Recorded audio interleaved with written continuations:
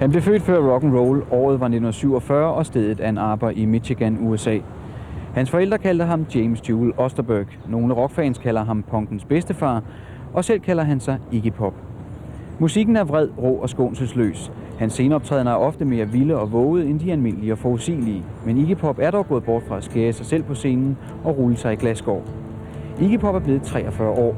Manden, der skrev rockhistorie i slutningen af 60'erne og begyndelsen af 70'erne, mens Sid Vicious for Sex Pistols endnu kun skrev med skolekridt. Vi er taget til Stockholm for at snakke med Iggy Pop i forbindelse med hans 90'er-udgivelse af pladen Brick by Brick. Is this something to do with the beginning of the record? You're talking about working hard and hope I don't end on the street. Everybody needs a home. Is music a sort of home for you? Or are you talking about a real home family? I'm talking about a real home family and also friends. Yeah. Mm-hmm. But there's a lot of raw power in the beginning of the record, in that particular number called Home. Yeah. And the record ends with the title song Brick by Brick, where you are talking about building a house where I can think, have balance, dignity, and no one can hurt me, where the weak are strong, and a faith immortal, building it with simplicity and what I believe in. Mm-hmm. Get off my dick, because I'm building this brick by brick. Yeah, yeah. Well, that's how I feel. That's how I feel. I feel constantly.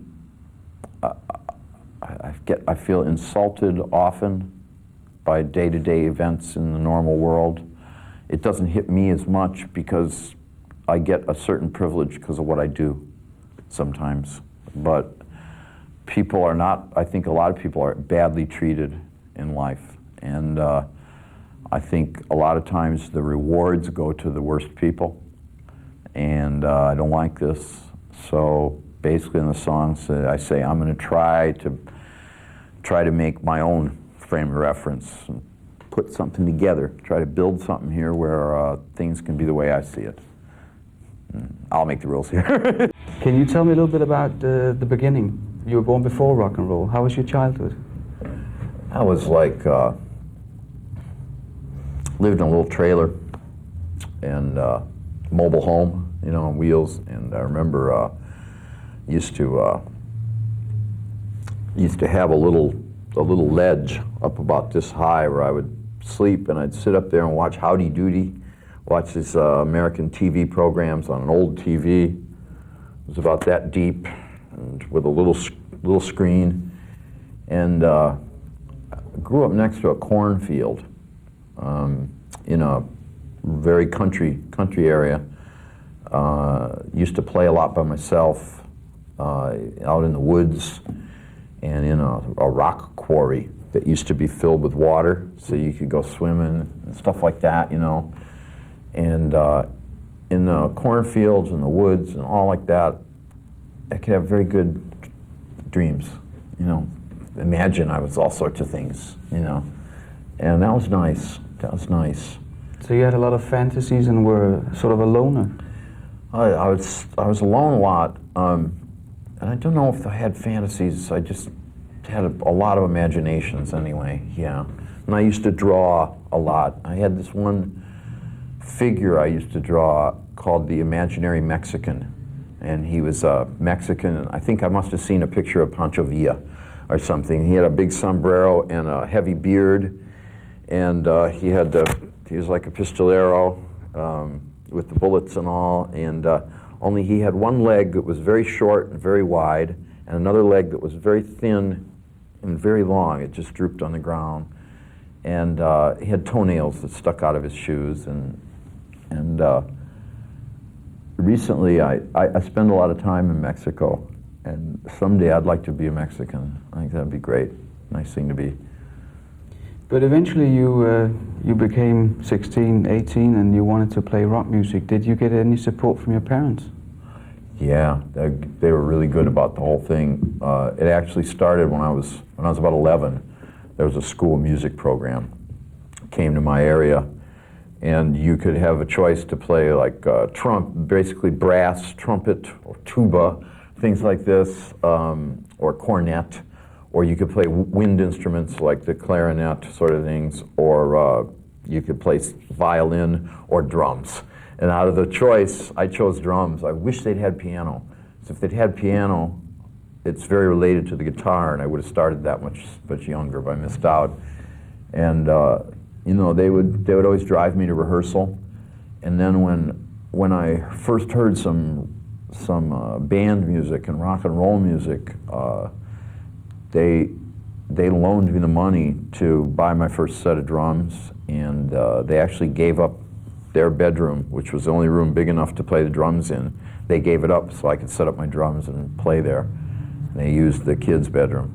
They're very, very, really great people, my mother and father. They're still alive, and we're friends. I stay in close touch with them. Then when I wanted to actually stop being a sensible person and be a professional musician, which is what it was considered at the time, a dangerous profession, my father he was like, you know, you'll have to push me out of the door. And so, oh no, you know, I like, got ready to give him a push, and then he said, okay, I can see you're serious, good luck, you know. Årene med The Stooges var vilde. Det var selvdestruktive optrædener foran et paralyseret publikum. Iggy Pop smed sig blandt andet fra scenekanten ud blandt publikum, uden omtanke for, om nogen nu ville gribe ham. The Stooges blev opløst og gendannet i begyndelsen af 70'erne. De led af et kraftigt misbrug både af stoffer og af alkohol.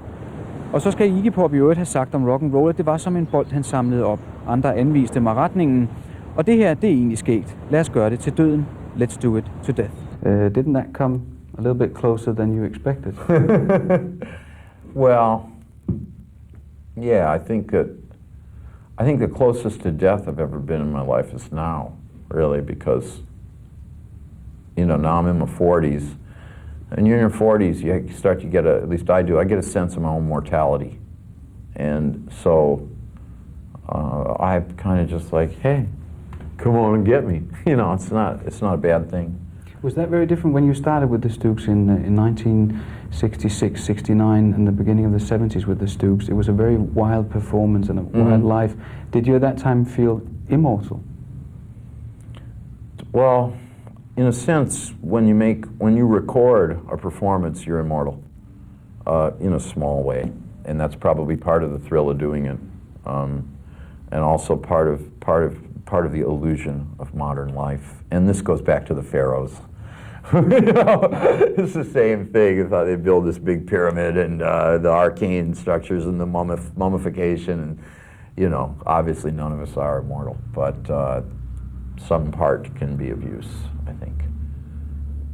I read somewhere that a reporter who saw some of your early concerts said that people were paralyzed and they felt they were grateful that you would do the things you did on stage, where you were actually cutting yourself on glass and on beating up drumsticks, and said, well, hey, he's doing it for us. Were you doing it for yourself, or were you really doing it for the black mass audience? Well, as far as them being paralyzed, I mean, I noticed, you know, when I started singing, I used to notice that sometimes you could, because it was so different, I guess, than what anyone else was doing, I could look at the back of the room and I'd notice the shapes of body outline, and it would never change. It'd just be like that. It looked like a cardboard cutout. I don't really think too deeply about why I do what I do. I just do it, and there are a lot of emotions that go into it, and a lot of reasons, just like anything else anybody does. I didn't go out every night and cut myself in broken glass either. You know, it just happened a couple times. You know, was it real or a gimmick? I hope you don't misunderstand me. No, it wasn't a gimmick. I was influenced a lot by there was a sax player called John Coltrane. Free jazz sax player. He would play very, very unpredictably and very emotionally from the heart. He had total command of his instrument. I was using my body as a replacement for that saxophone. I 1974 blev The Stooges så endeligt opløst. Samtidig forsvandt Iggy Pop fra offentlighedens søgelys. Han lod sig nemlig indlægge på et hospital for sindslidende. Og det blev samtidig begyndelsen på en helt ny periode. En af de få, der kom og besøgte Iggy Pop på hospitalet, var David Bowie. Han tog ham senere med på sin verdensturné, og i 1977 kom Iggy Pop så igen frem i forreste rockrække med pladerne The Idiot og Lost for Life. I mean, you decided yourself to go to hospital and to get better and to create a new life for yourself.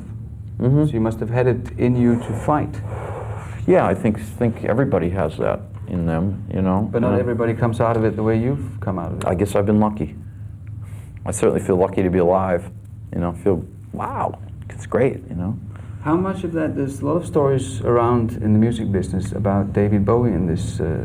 He was very instrumental at a certain time. I was at the mercy of Los Angeles, and the whorehouse that it is, and he helped me get out of there. Basically, that's the bottom line. He wanted to get out himself, you know.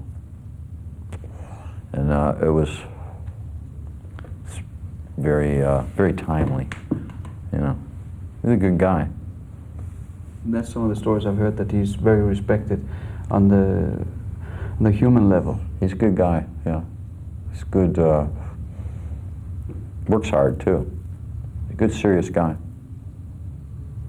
If we go to the comeback, later on, you came back strong after being away for some years, not because of drugs or anything, but because you needed a break, I understand. Mm-hmm. You came back with, and went on tour with Bowie.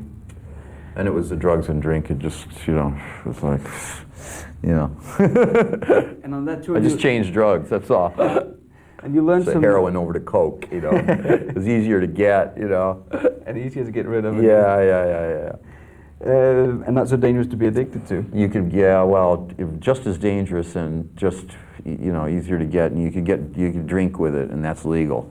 So I thought, oh, this is great, it's legal, legal, so big fucking deal, you know, great.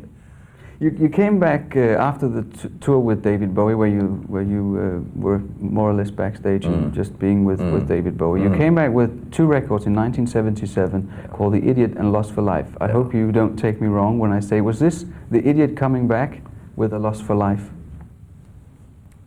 Well, I'll go, yeah, if you think so, that's fine, you know. No, I think I'd always had that,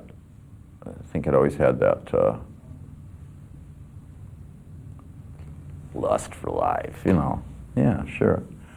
I think that's what got me in a lot of trouble, basically. Yeah, that's what I sing about in the song, you know. And now we're into the 1990s and today and the future.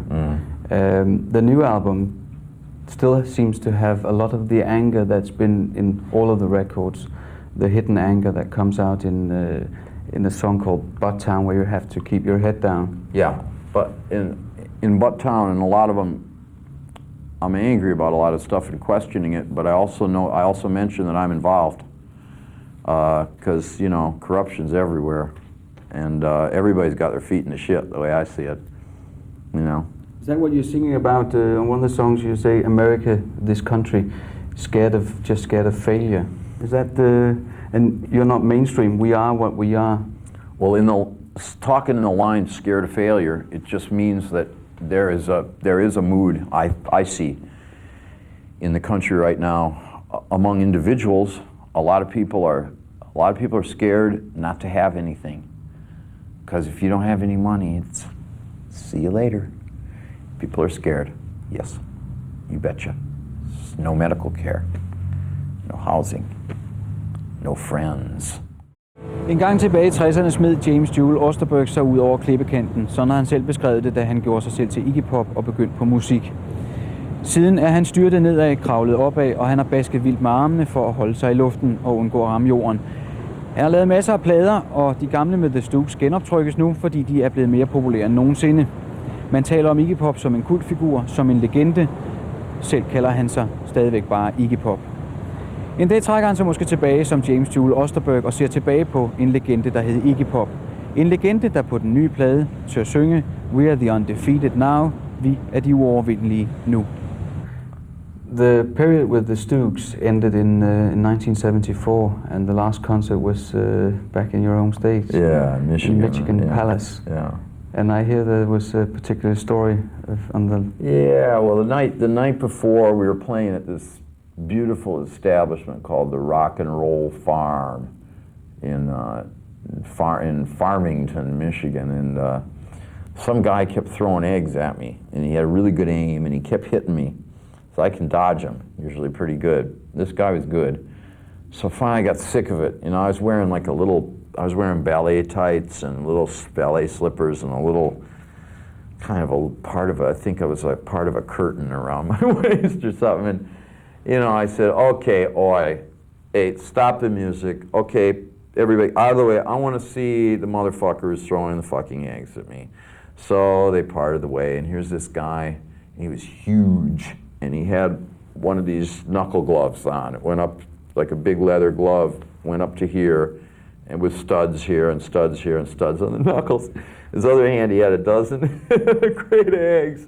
He kind of just smiling at me like, hi, you know. So I went out, come on, motherfucker. And I went out, and he duked me, you know, and I saw stars and everything. And I woke up, and he wasn't too bad about it. He just hit me once. That's all it took. And I got up and finished the gig.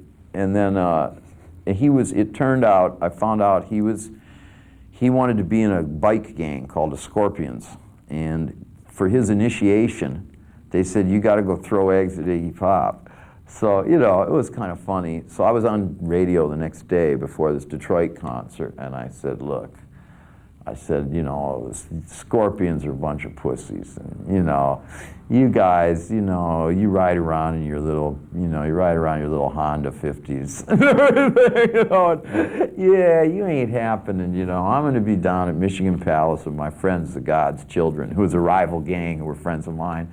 So come on down and see what you can do, you know, sort of thing. And so it made it for a good time, because they all came down, and plus there were just a lot of people in Detroit who kind of hated this. There are a lot of people who used to hate the Stooges. There wasn't just, I mean, some towns it would be just like this, but a lot of towns it was like, get him! You know, they really hated us, and probably particularly me. And so, you know, we went out and played, and they were throwing all this stuff at us, and you can hear it on the record, but I mean, it never came to anything. It was just a thing. Did you ever get any reactions? Just been good fun. Did you ever get a reaction from your father, for example, on these concerts or these years? Yeah, he came to the first show he ever came to of mine. It was a big show, and a lot of bands, 20,000 people maybe, and he came and he said, you know, after the show, he said, oh, it was all right, you know, and he said, you remind me of he used to play baseball, and he said, you remind me of a young pitcher, all speed and no control. That's what he said. But then my mother told me afterwards, she said, listen, while you were on, your dad couldn't see, so he climbed up a pole. You know, he was into it, you know. So they used to come to a lot of my gigs. They came for about 10, 12 years until enough was enough. And now they don't come to the gigs. It's like, you know, give them a break.